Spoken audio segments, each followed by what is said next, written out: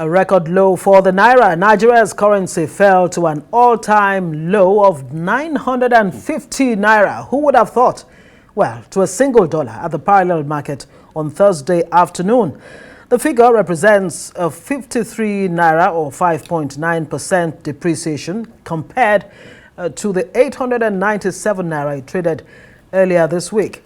The nation's dollar shortage has deepened 2 months after the central bank moved to a more flexible exchange rate to encourage inflows. We have Professor Uche Uwaleke, is the Director of Institute of Capital Market Studies at Nasarawa State University, and he joins us now in the studio. Well, when you hear the exchange rate, it can actually do some things to your mind and twist your tongue. Thank you so much for joining us. Thanks so much. Yes. Welcome, Professor Uche Uwaleke. Thank you. Let's go back to June 14, when the decision was made to abolish the segmentation of the forex market. This liberalization of forex, is it hurting Nigeria or is it temporary pain? Will things get better anytime soon? What exactly, should we be taking from this? Yeah. Yes, the unification of exchange rates. I would like to agree or take sides with the president when he said that, in that broadcast, that as far as he was concerned, there were no alternatives, and that appeared to be the only route which he chose to take. So I think I agree with him because at the time the rates were unified. It was time to actually do that. Before then, a lot of round tripping, a lot of sharp practices as a result of the wide, premium. But where I, differ has to do with the how, the methodology. Because when you agree, when there's a decision to unify rates, the next thing is how do you do that? Right. Do you do that following a one-step process?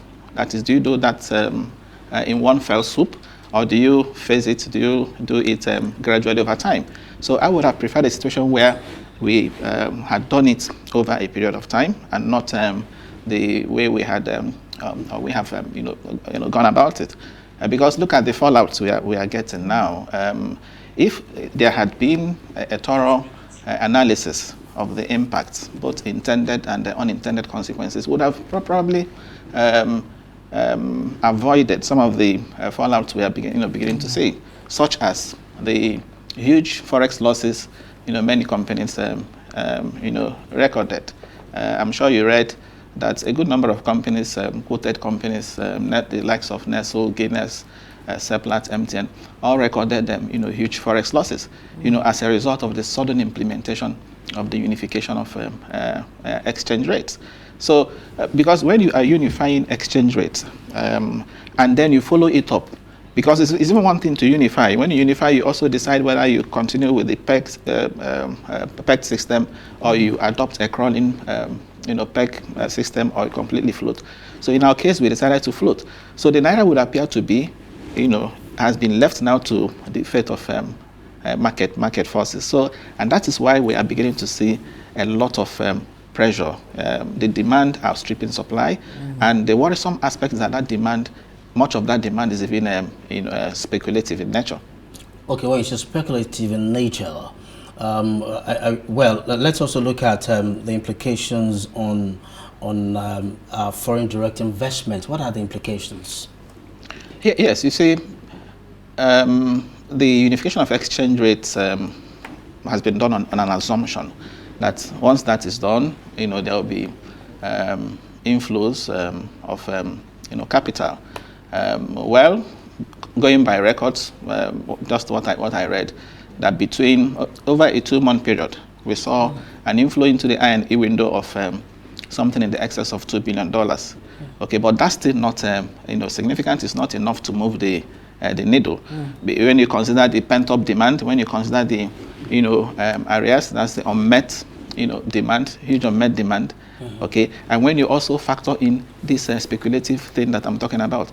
Now, in an ideal situation, you shouldn't be quoting the parallel market rate.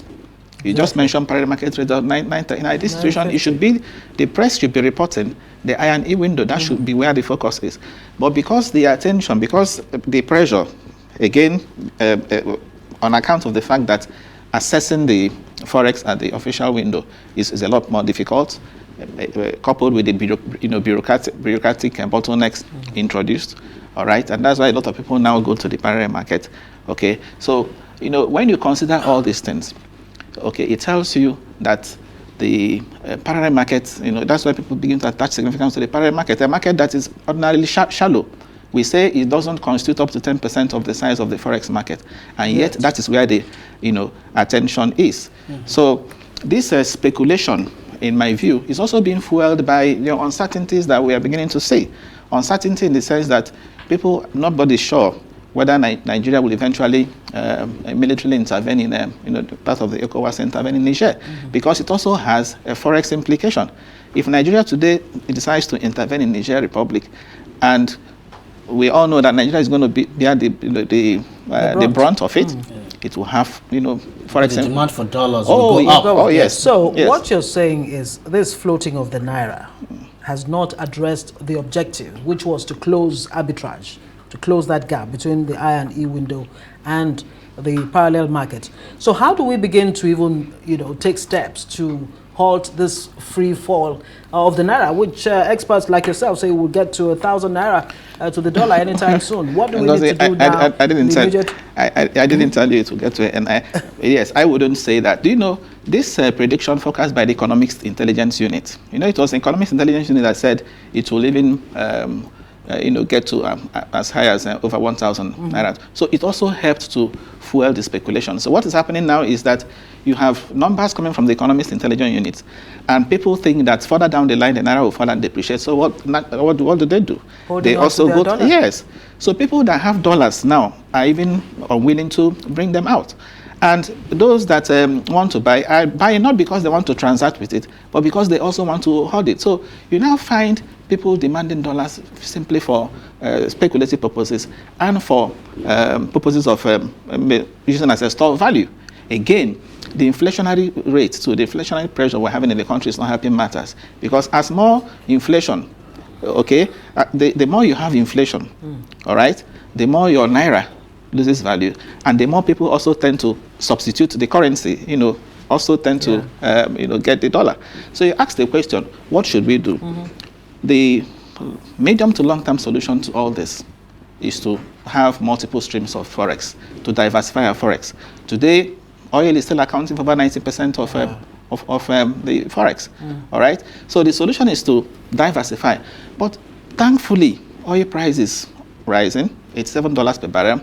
We are also beginning to see reduction in the crude oil theft, meaning oil revenue is increasing. If you notice, if you check the central bank's forex movement, reserve movement, you notice that between 4th of this month and 7th of this month or 8th of this month, we witnessed an accretion. But in my view, I don't think this is the time for us to say we want to build reserves when we're having challenges in the forex market. So the immediate solution, because you asked that question, is for the central bank, in my view, to intervene more. Okay, you have reserves that are as high as $33 billion. The liquid component, the component that you can intervene with, is $33 billion. Let us even assume that they are all unencumbered, because we hear that part of the reserves will have, they are encumbered in the sense that they are tied to some derivative contracts that central bank, has entered into. But the free portion is enough. We have been told it's enough to finance many months of import. So if we are having reserves, if we are earning dollars, oil prices, doing well, we're having increase, we should use that to intervene and stabilize the market at this point, and not to say we are growing reserves. This is not the time, in my view, to say we are building reserves when we are having liquidity challenges in the official forex. Very quickly, just before you come back, yes. Professor, yes. Make us, because the director is also whispering to wrap this up. Yes. You've mentioned speculative reasons, yes, and an overdependence on oil, yes, as the reasons for this disparity. Yeah. Now, speak to us about other factors responsible for this rise in the value of dollar against the Naira. That's basically the demand. So what? So, the pressure. so you, no, and I'm saying yeah. the Central Bank Act, CBN Act, section 2, talks about the objects of the CBN, and the number 3 there says it is to maintain external reserves for the purpose of doing what? In order to safeguard the international value of the legal tender of our domestic currency. So the central bank, has that mandate, okay, to intervene. So I am saying that it is time, we reconsidered, returning to the managed flow system, as opposed to leaving the fate of the Naira at the complete mercy of mass market forces. Central bank should intervene from time to time under the managed float system, using the reserves that are available, that are at its disposal. Okay, great. Because I was going to ask you exactly what do you mean by intervention? I mean, or what level of intervention? Thank you so much, Professor of Capital Markets Uche Uwaleke. It must be noted, is the first Professor of Capital Markets in Nigeria. Thank you so much for joining us on Newsnight. Thank you. Thank you.